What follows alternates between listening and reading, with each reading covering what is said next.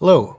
In this video, I'm going to demonstrate the use of the clear button and how to clear the controller back into its pre-commissioned state and also back into the factory default state, just using the clear button on the controller interface itself. So I have a lighting controller attached to this light.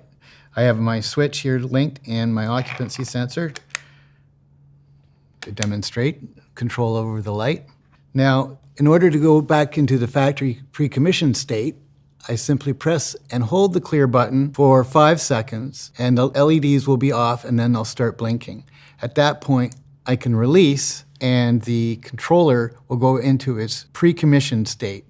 As a pre-commissioned controller, we would have pre-linked the devices and configured the controller during our pre-commissioning process. So when we reset the controller in the field back to its pre-commissioned state, it's going to reload the configuration table and the link table of the devices that were done at the factory.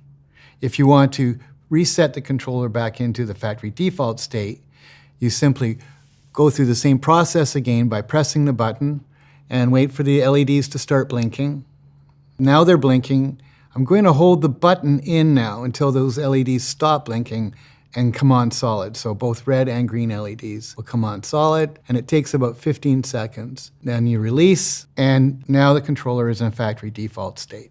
For more information about the controller features and applications and some of the Echoflex products, please visit our website at echoflexsolutions.com.